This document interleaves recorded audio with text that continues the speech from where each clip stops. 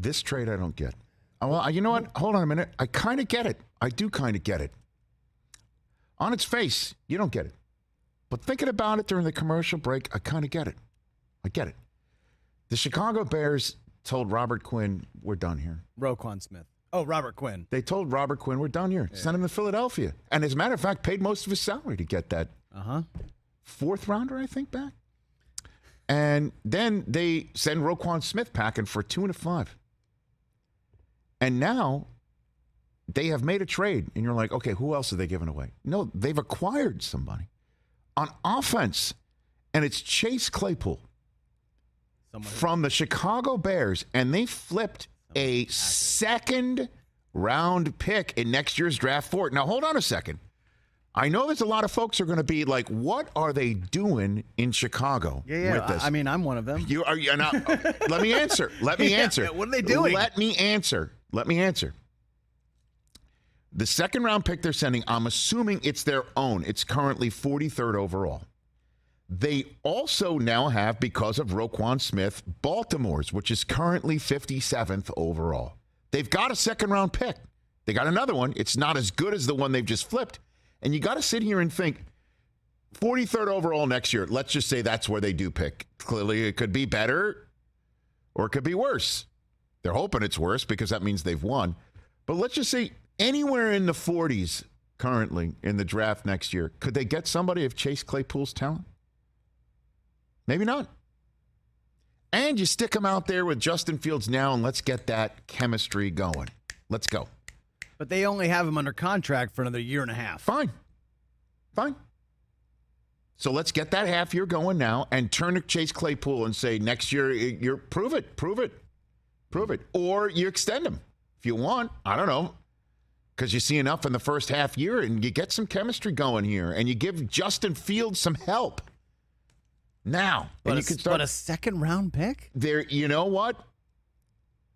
That's a high pick, but hold on a second. There is some added benefit to it. What do you think right now Packers fans are thinking? They're freaking the F out. Yeah, they are. What do you think 12 is thinking? What are we doing? Guess who currently, because if they traded the 43rd overall pick away, guess who currently is the 44th overall pick? Oh, I see it. Yeah. Green Bay. Yeah. And if you're sitting here and you wear a cheese head on your head and you're not named Sauce Gardner, and you're a cheesehead and you're sitting here saying, so the Bears flipped the 43rd overall pick for this kid and we don't think the 44th overall pick is worth it?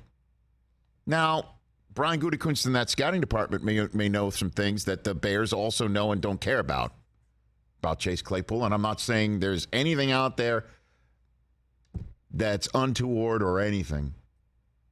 But the Steelers just flipped him, and they got a young quarterback of their own. And the Bears took him. Like I said, makes no sense for now. But if they are building towards the future, who at 43rd overall has the skill set of Chase Claypool, and you could look across the college football landscape?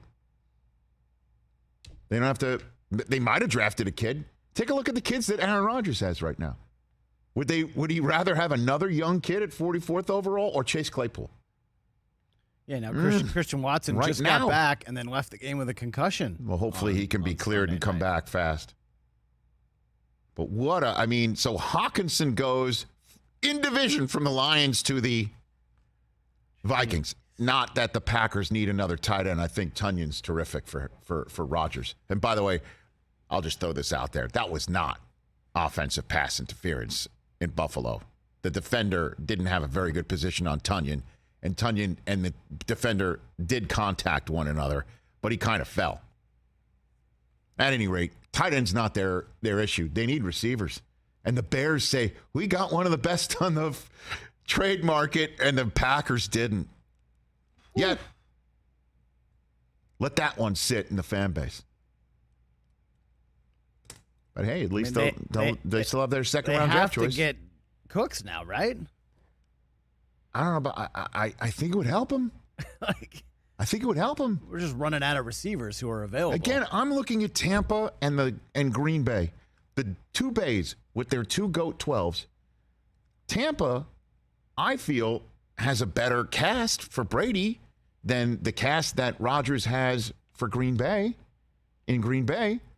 And Brady and the Bucs, location is much better than Green Bay's because Tampa's a game behind the first place team they've already beaten, and Green Bay's 3 games behind the first place team that's already beaten them.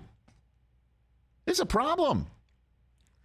It's a major problem for Green Bay to make the playoffs from their current position. It's much easier for Tampa, even though I saw some signs in the loss for Green Bay that I liked a hell of a lot more than the signs that I saw in Tampa Bay's latest loss to Baltimore. At least Rodgers got touchdowns, 2 from his 2 young receiving core, Dobbs and Toure, and they have a run game that Tampa doesn't have. I would just love it if Green Bay played in the NFC South.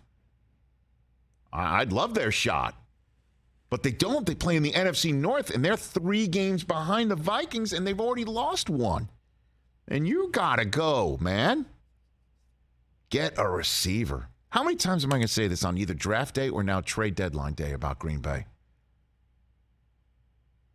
Unless they believe in what's in the building, but I can't imagine. I'd love a GoPro on 12 when he learned that Chase Claypool was traded, and it wasn't to Green Bay, and it wasn't not only to Green Bay, but it was to Chicago.